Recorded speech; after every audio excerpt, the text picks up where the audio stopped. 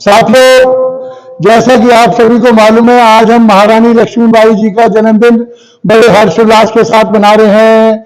सुभद्रा कुमारी चौहान एक प्रमुख हमारी कवित्री, उसने क्या भाव व्यक्त किए हैं। बूंदे ले हर बोलो के मुख, हमने सुनी कहानी थी, खूब लड़ी मर्दानी वह तो झांसी वाली रानी थी। जब उनका जन्म हुआ, उनका नाम रखा मणिकर्णिका, लेकिन प्यार से उसको क्या कहते थे उनके परिवारजन, मन्नू। देखिए, मात्र 8 वर्ष की आयु, बच्चे उस समय खेल रहे होते हैं, अपना और कोई सामान्य काम कर रहे होते हैं, लेकिन उसको क्या शौक था, शस्त्र चलाने का, घुड़सवारी का और साहसिक गाथाएं सुनने का वीरों की। वो ऐसी ऐसी बातें करती थी। उनके 11 वर्ष की आयु में उनके गुरु ने 2 बातें उनके मस्तिष्क में ऐसे फीड कर दी, जिसे कहते हैं कि उसके कारण उनका जीवन अत्यंत साहसिक हो गया। और गुरुजी ने एक वाक्य ये बताया कि जो अपनी इंद्रियों पर संयम करता है, इंद्रियों को गुलाम नहीं बनता, उनको दुनिया में कोई गुलाम नहीं बना सकता। दूसरी बात क्या बताई उनके गुरु ने, जिसका उन्होंने अपने जीवन में पूरा उसका जो है प्रैक्टिकल किया। उन्होंने बताया, बहुत लंबा जीवन ना हो उससे कोई फर्क नहीं पड़ता, लेकिन सूरज की तरह सूरज की तरह चमकते हुए छोटा सा जीवन भी बहुत प्रभावशाली होता है। हम देखते हैं, अंग्रेजों ने उन पर भरपूर प्रयास किया कि रानी लक्ष्मीबाई हमारी बात को मान ले, संधि स्वीकार करे। वो उनको 60,000 रुपये महीने की पेंशन देने को तैयार थे कि आप हमें अपनी झांसी सौंप दो, हम आपको 60,000 रुपये महीने की पेंशन देंगे, एक बड़ी हवेली देंगे, जिससे आप अपना जीवन आराम से बसर कर सकेंगी। लेकिन गुरु की बात उसके मस्तिष्क में रहती थी, गुलामी का जीवन नहीं चाहिए। उन्होंने क्या संकल्प किया, मैं जीते जी अपनी झांसी नहीं दूंगी। भरपूर उनके जो है अंग्रेजों के साथ लड़ाई हुई, भरपूर आक्रमण किया, हजारों की संख्या में अंग्रेज सैनिकों ने। जब उसने देखा कि अंतिम युद्ध है, उसने अपने पीछे अपने दत्तक पुत्र को कमर पर बांधा, अपने दोनों हाथों में तलवारें ली, घोड़े की लगाम अपने मुख से पकड़ी और हजारों हजारों अंग्रेजों का उसने मस्तक काटकर वध किया उनका। अंग्रेज उसके रंगचंडी रूप को देखकर हैरान थे।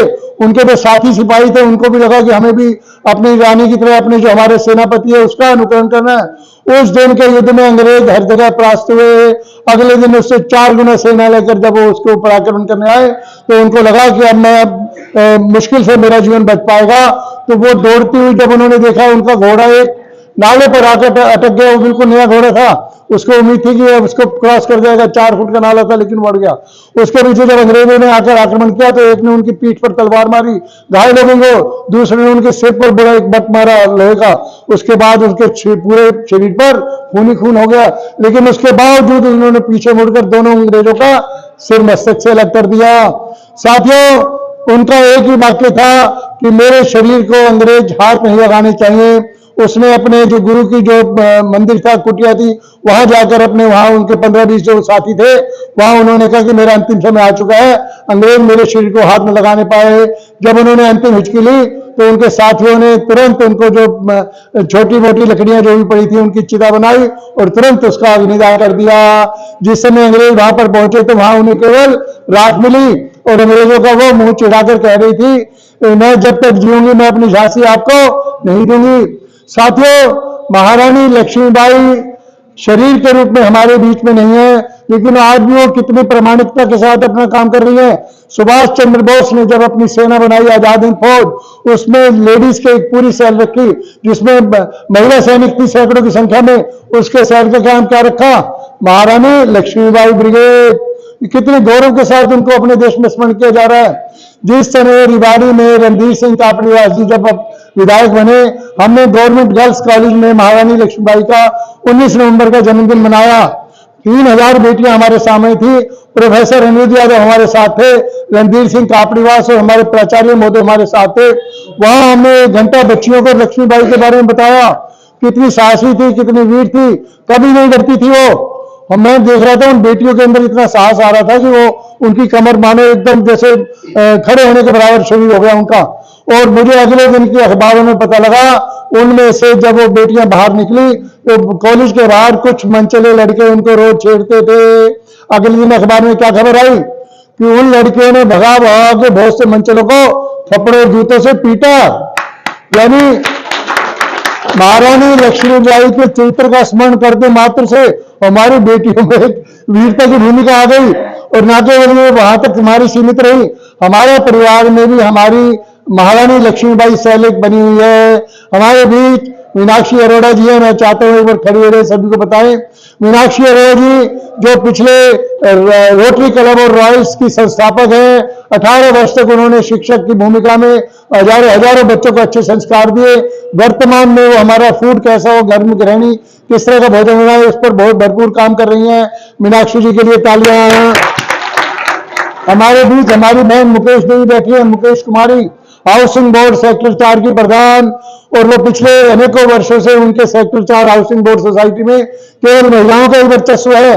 प्रधान भी महिला है, उप प्रधान भी महिला है, सचिव भी महिला है, कोषाध्यक्ष भी महिला है।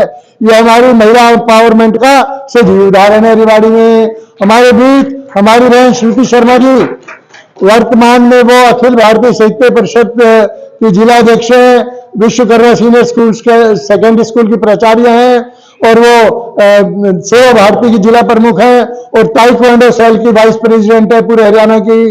जोरदार तालियां।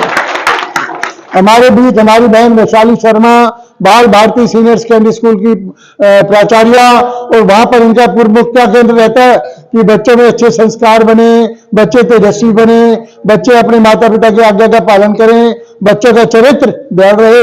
हमारे बीच हमारी संस्था की प्रधान निशा सीकरी लिवानी, वो माँ दुर्गा की उपासक है। वो एक ही बात कहती है, हमारी बेटियों में माँ दुर्गा की शक्ति सदैव होनी चाहिए। वो किसी भी बात में कभी भी उन्हें डर कर पीछे नहीं हटना। सामने कोई विपत्ति है तो उसका आगे मुंह तोड़ जवाब देना है। साथियों, महारानी लक्ष्मीबाई आज एक महान चरित्र के रूप में हम सभी के परिवारों में जिंदा है। हम अपने घरों में अपने बच्चों को, अपनी बेटियों को, अपनी बहनों को महारानी लक्ष्मीबाई के उज्जवल चरित्र के बारे में बार बार बताएं। उससे क्या होगा, हमारी बेटियां कभी आपको घर आकर ये नहीं कहेंगी कि मुझे उसने छेड़ा, पापा साथ चलो। वो वहीं या तो उसकी पिटाई करके आएंगी या उसको कोई ऐसा सबक सिखाएंगी, दोबारा वो किसी बेटी की तरफ गलत निगाह नहीं कर पाएगा। सभी बड़े प्रेम से बोलेंगे, भारत माता की जय।